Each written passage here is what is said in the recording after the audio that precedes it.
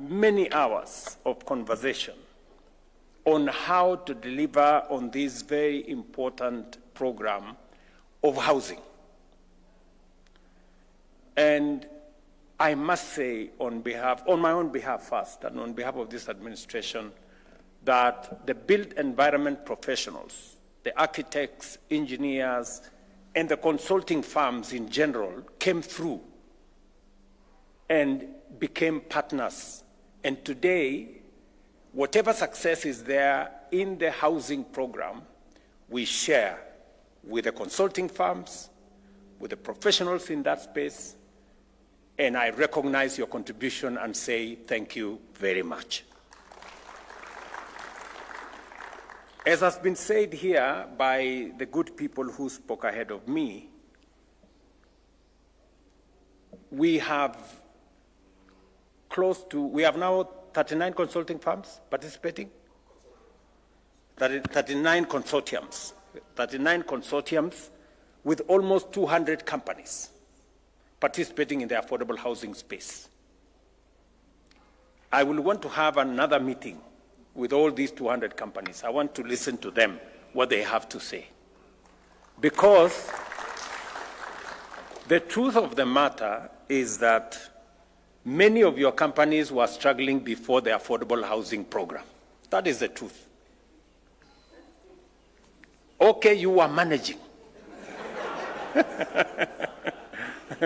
Yeah, you were managing.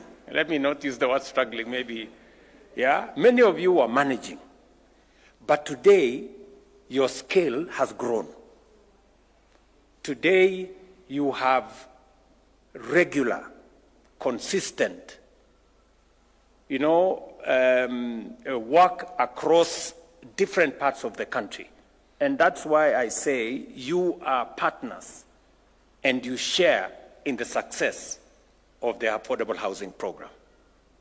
I wanted to say this directly to you so that you know that I appreciate your partnership, your contribution, and the expertise that you have brought into this space with a lot of commitment.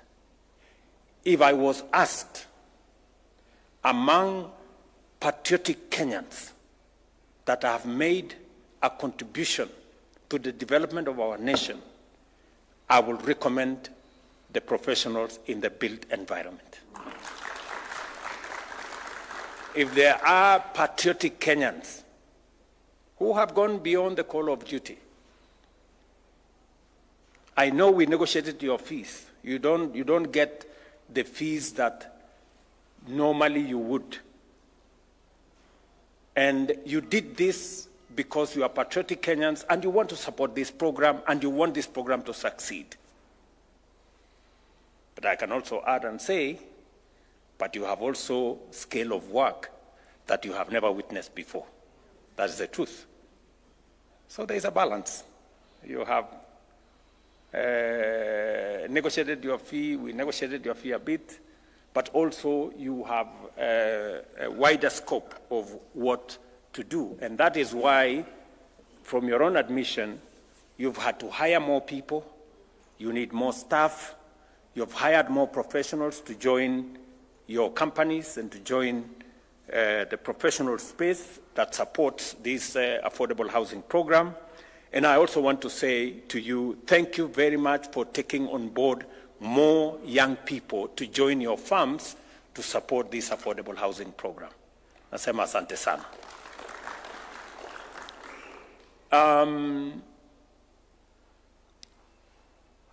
Transformation is not an easy exercise. Transforming a country takes courage, it takes vision, it takes foresight, it takes commitment. It doesn't come easy. If it was easy, many would do it. Why haven't we taken 60 years to do the housing program that we always knew was the right thing to do? I remember the Prime Minister of Singapore, a country we fondly quote. Oh, Singapore has done this. Singapore today 95% or whatever, 90-something percent of people in Singapore are home owners. I had a chat with the Prime Minister of Singapore here when he visited me. And it wasn't easy for them to implement the program that today in the third world. The difference between them being first world and us remaining where we are is the kind of leadership and the decisions that were made in 60 years. And that is why I can proudly tell you, as professionals in the built environment, as you deploy your expertise and knowledge and professional work into this space, you are making history.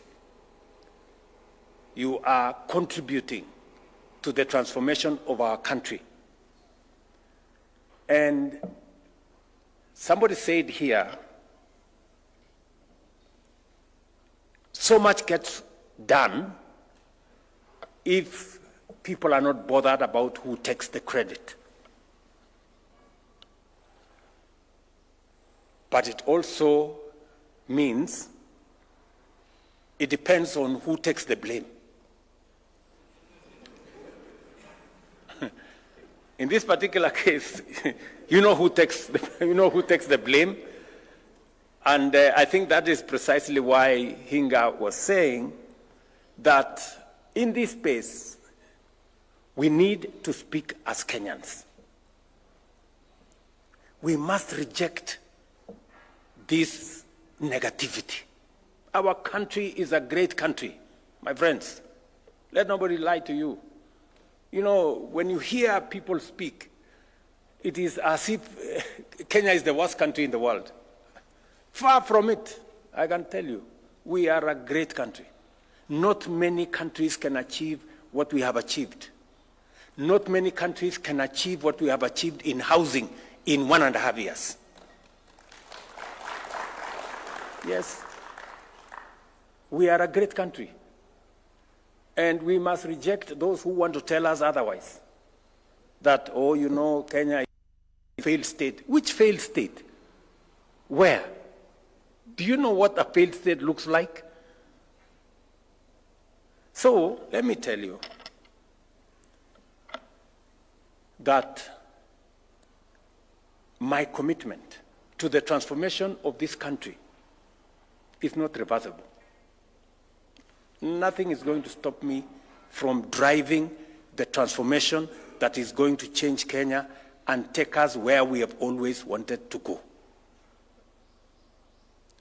From stabilizing the economy, and I want to assure you that we are working meticulously to make sure that our economy is sound. I am very clear in my mind what we need to do on making sure that we have a sound economic platform to work on to drive our transformation. You know, many people want simplicity, you know. They do not, they even don't believe in numbers. But friends, numbers are very stubborn. Truth is very stubborn. You can say all the lies you want, but the truth will not change. Our inflation was at 9.6 in 2022. Today is 3.8. Fact. Our dollar had gone to 165. Today it is 130 and coming down. Fact. Our foreign exchange reserves was $7 billion in 2022. Today it is $10.8 billion. Fact. You can say whatever you want to say, but facts are stubborn. The IMF a month ago said Kenya's economy is now the 6th largest economy in the world, in Africa, sorry, the 6th largest economy in Africa. It is a fact. It's not a rumor. It's not propaganda. It is a fact. So, and I am committed to making sure that we have a solid. I have had to make very difficult decisions to get us here. And I have no regret whatsoever that today I can confidently tell the country that our economy is on sound footing and we are going to improve on it. We've not yet reached where I would want us and our economy to be. We're making the right steps. We are making interventions. We are making decisions on how to align our economy so that we can be able to predictably see what the future looks like.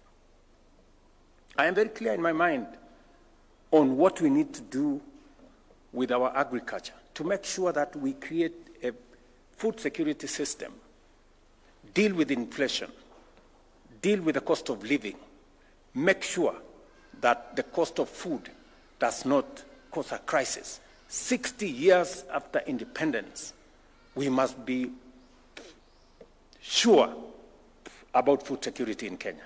And we must make the right decisions. And I'm very proud that we have, for example, reduced the cost of importation of sugar by 80%. We have reduced the cost of importing maize by 80%. We will shortly be a sugar exporting country because we are making the right policy decisions.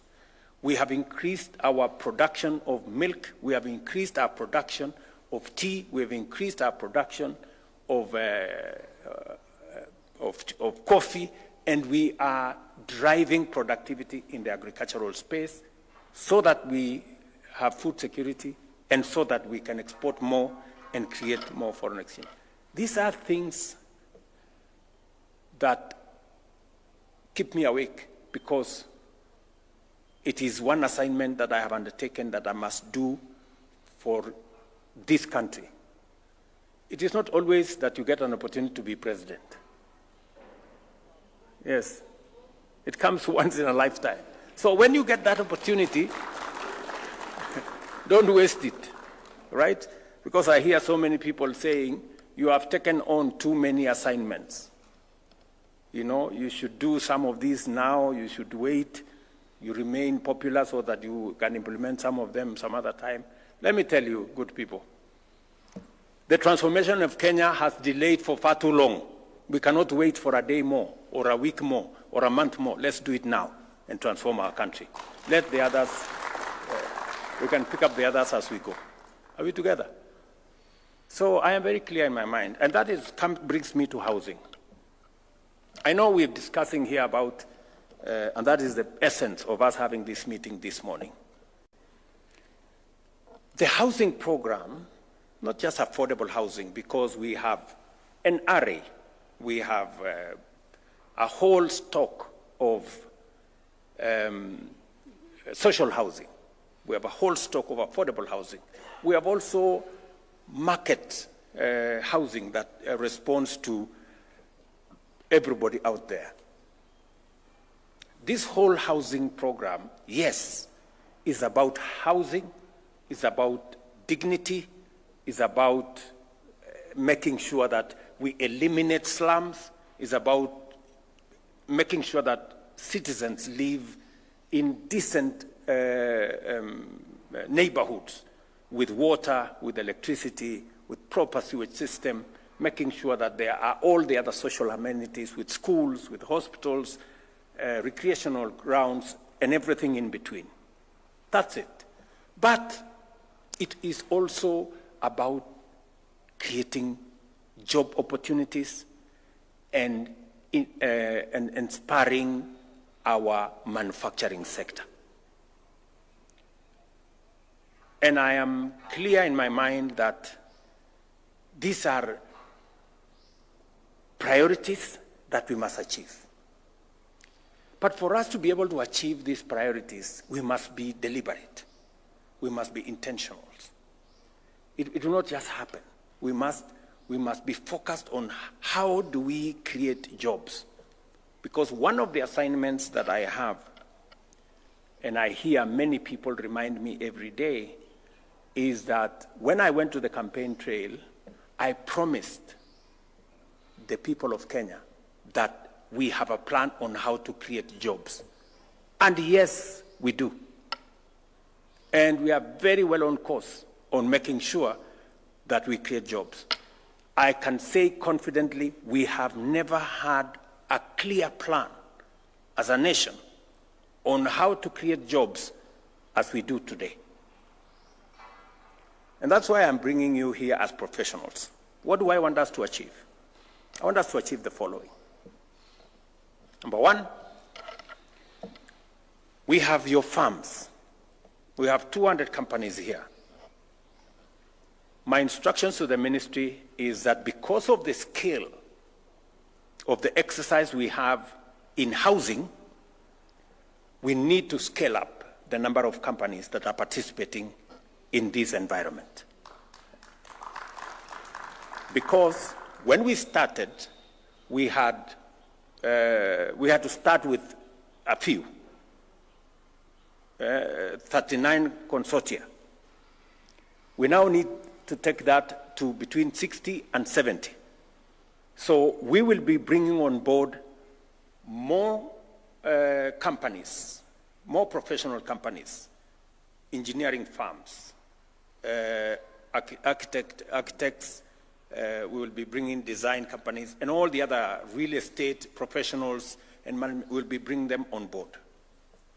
And Madam Waziri here and the ministry will now embark on the exercise of bringing on board more, because we've had many people who are saying, we want to participate. We now understand what is going on in this space. We want to be part of the delivery of our housing program, because people are beginning to see what the noise prevent them from seeing before. So that is number one. And I want to ask the chairman who are here, both from the Institution of Architects and Engineers. Is it Architects and Quantity Surveyors? Yes, together with the other professional bodies, to work with us so that we can bring on board more firms, because the scale of work that we have today has overstretched many of the companies that are working with us. That's number one. Number two, we want to bring on board another 4,000 professionals into this space. Young graduates from our TVETs, from our universities, to work with you and your firms and work with us so that we can scale up the level of supervision, scale up and accelerate the work that we want to achieve in the affordable housing program, because we believe that it is possible for us to do what could be done in 2 years, we can do it in 1.5 years. And what could be done in 1.5 years, we can reduce it to 1 year, so that we can accelerate the delivery of the affordable housing program, of our markets, of our hostel program, and all the other programs that are in this space. That's number two. So we are bringing on board and hiring another 4,000 graduates, fresh graduates from our universities and TVET, to work with us under your firms so that you can supervise them.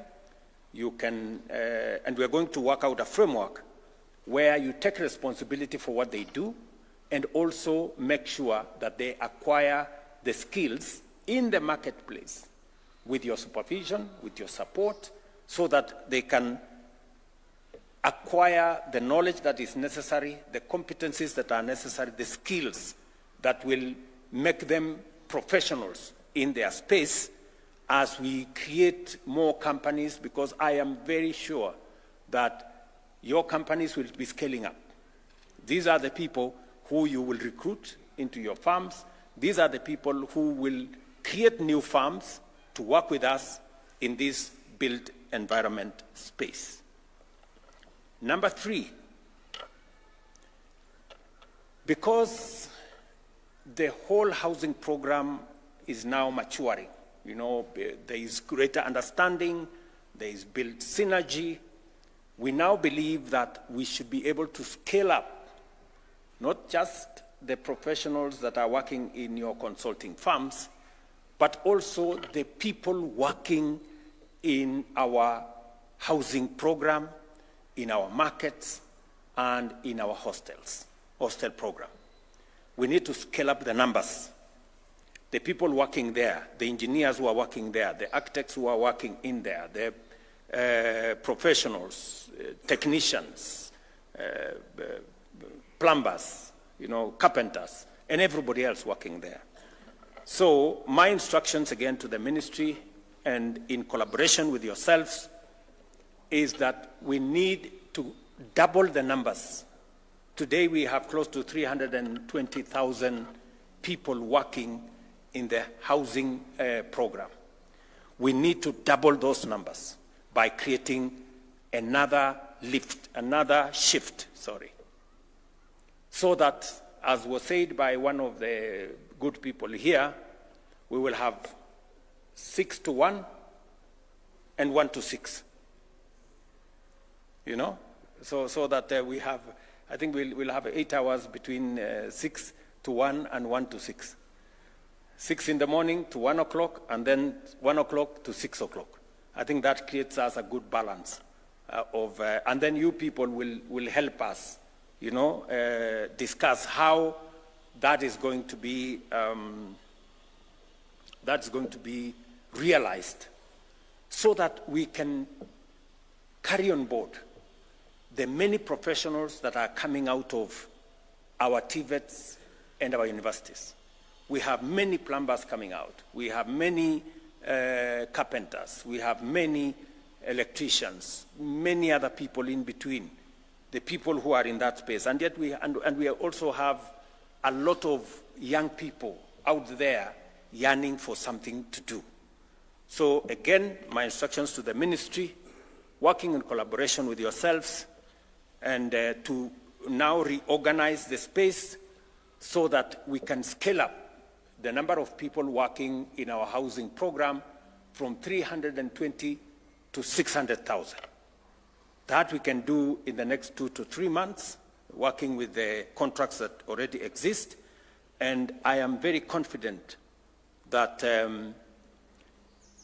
this will not only accelerate the delivery of our plan, it will also create a bigger momentum for the delivery of this whole program, because many more Kenyans out there are asking, how do we take this into the future? Architects and engineering graduates will join your planning and design teams, which already are working with us. Quantity surveyors and economists will support cost estimation, value engineering, and all the things that we need to make sure that this moves faster, but with a lot of clarity. We'll also be looking at lawyers and planning interns who will assist with land regularization. You have heard what Nixon has said here, and the whole documentation space. As Alice said, the more sectional titles we need, because every unit is now going to have a separate title document. So that whole space requires more hands, more people with knowledge and expertise, and we can grow a bigger pool of professionals to run with you and to work with you in that space. We also want to do, apart from that whole space of making sure that we double the number of people working in the housing space. A fifth thing we need to do under this program is to professionalize what we are calling the Jua Kali. I agree with you that those people in that space called Jua Kali are no longer Jua Kali. I was explaining the other day that right here in Soweto, is it? We gave them a contract of 720 million shillings. Which Jua Kali has a contract of 720 million? How many serious companies, corporates, get a contract of 700 million? Not many, you know? So to call them Jua Kali is actually a misnomer, and it is not right. So what we want to do is to bring on board technical staff to now work with the Jua Kali sector to formalize what has for a very long time been informal. We will hire professionals to work with the Jua Kali people so that we can now scale them up to become serious entities, even though they could be micro or small enterprises. But we want them in that space where they do professional work. We've had a long discussion with them, and if you listen to some of them, the quality of what they are making is improving. Because today, they are not doing one window. They are doing 1,000. So because they are doing 1,000, they have improved, and we have insisted. You know, if you listen to them speak, now they are saying, we told them, and we told the contractors that we are not going to import things that we can manufacture in Kenya. But the fact that it is local doesn't mean low quality. It cannot be, you know. So yes, we are going to have it local, but it has to be as of the quality as the one that we would have imported. That is the discussion we have with them. And for us to make sure that the people who are local manufacturers produce quality that is not substandard, high quality products, we want to support them with professionals to work with the Jua Kali people so that we improve on the quality of what they are producing, whether it is windows, whether it is doors, whether it is hinges, and everything else that we have around that built environment, which we have said will not be imported. They will be manufactured locally, but high quality products manufactured locally to build the capacity of our local professionals now in the Jua Kali sector, to scale them up so that they can produce high quality products. And for your information, today they are very different from what they were producing before. Because the other thing we have done is to standardize the products in this space. When you standardize products, then you can produce them en masse. And when you produce them en masse, you can standardize what you're producing. And that is the space what we want to do with this program. From where we have reached, now we need to take it a step further so that we can work with the Jua Kali people and make sure that we improve the quality of what they are producing. I am saying this to you as professionals so that you can work with us, you know, as the firms that are working with us in this space, to make sure that we don't compromise on quality. Even as we localize production, quality must remain what it should be. We will also be looking at, as part of this exercise, hiring management graduates who will also support in our project delivery, because this is a big project. We also contractor oversight, because we have so many contractors. And also, the beautiful thing about this project is that the many companies that now are growing, and we've been deliberate in trying to make sure that we grow local construction companies. The beautiful thing about this project that makes me very proud is that all the 170,000 housing units that are under construction, that construction is being undertaken by local contractors. You know? So we are also developing a pool of serious local contractors. We are building their capacity by exposing them, giving them work. Sometimes when they struggle, we support them so that as we build bigger companies out of professional engineering companies and architectural companies, we are also building construction companies that are local, that will undertake this exercise, but also we want to look at the future. You know, we want to build companies that can also undertake regional projects. You know, once you have a CV that says you have supervised 1,000 or 5,000 housing units, you have a good CV to take to another place, and you can also work globally. So these are the things, the 5 or so things that I want us to achieve using this program, and it is the reason why I wanted us to have this conversation so that we can move together in tandem. The ministry here is going to work with you as the frontline office of government, but also we're going to work with all the counties to make sure that we accelerate all the other requirements, documentation, and work with artisans, bring on board all the aspects of work that is required as we do all the other things that we are doing.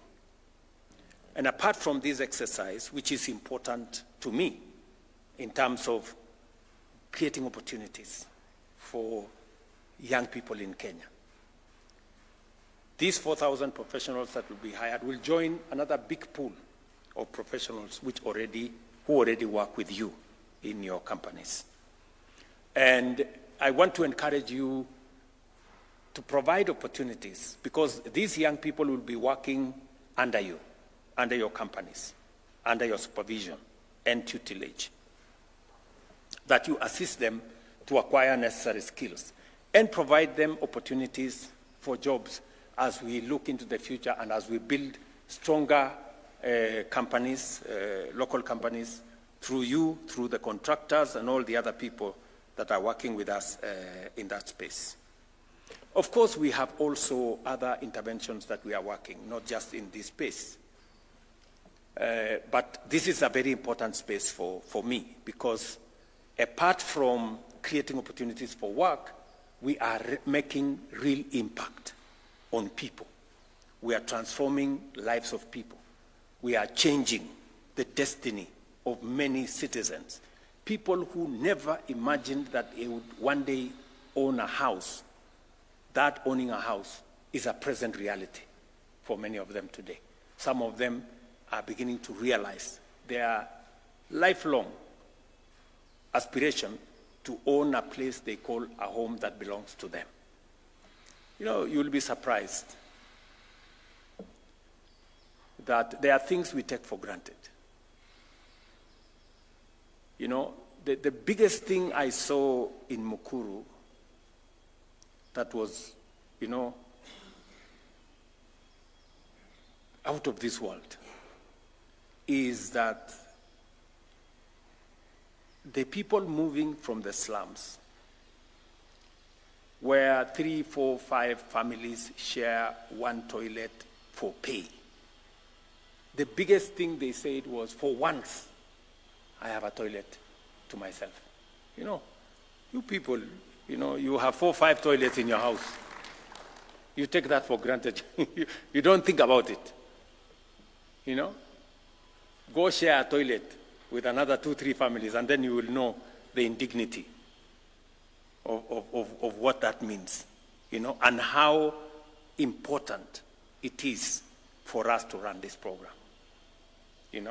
I keep hearing people who keep talking, this housing program, who told you we need houses, everybody has their own house.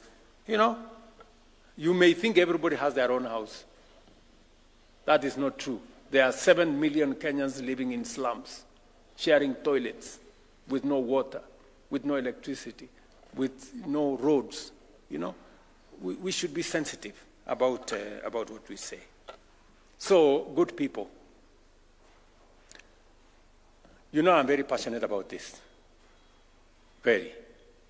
I'm very passionate about this because I know what impact it makes on people's lives. Because it makes a world of a difference for us to run this program. And I am very confident that this program is going to succeed, and we are going to transform our nation in a phenomenal way. This country is going to change when we are here, when we are seeing. Just watch this space. The transformation that is going on in Kenya, from Mukuru to Mandera to Mombasa to Kisumu to every big town in Kenya today. And it's just 1.5 years. Just imagine what's going to happen in 10 years. How is Kenya going to look like in 15 years, in 20 years of this program? This country will change. We don't need miracles. We don't need magic. We just need to do this. What we are doing consistently, persistently, until it is done. And you can count on my support 100%, making sure that this happens. We must do this for the millions of young people who are looking for work to do. We must do this for the transformation of our country. We must do this so that people can be homeowners. And you see, Hinga and Waziri here have told you, we have a pipeline of 700,000 houses that we already have identified where to build. We have a shortage of 2 million houses. And it is growing.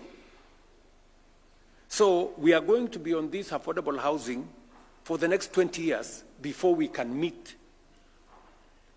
Because as we are building, we are chasing a moving target. Because the numbers every day are increasing of people, and urbanization is not an option. 50%, maybe 60% of our population in Kenya will be living in urban areas. And it is not just a Kenyan phenomenon. It is a global phenomenon. And it is the reason why we must prepare ourselves. Either we will have urbanization that is disorganized, where people are going to live in squalor, or we organize it ahead of time and live in a place that we can all be proud of. And I want to encourage all of you that let's focus on what we need to do. I am happy to have a conversation on how best we can deliver this program. I am happy to listen to you as professionals in this space, in the built environment, on how you think we can do this better. I know there will be a conversation about fees. I know you want us to have a conversation about fees. But before we have a conversation, and I have no issue, I will want to have that conversation. But I want us to have that conversation in the context of how do we make this program much more cost-effective? How do we make this program, how do we accelerate the delivery of this program? I am happy to have a conversation. If you promise me that we can do this faster, we can do this better, we can do this much more cost-effectively, we can discuss the fees.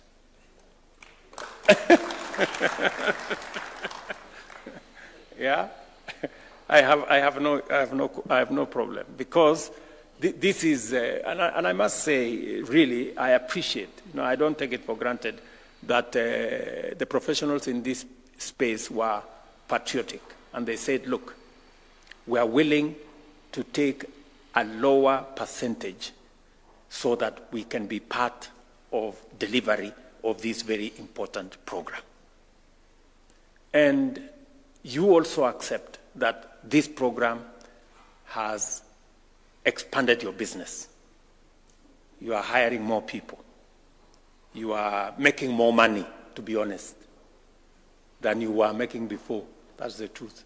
Vile tu hamtaki kusema.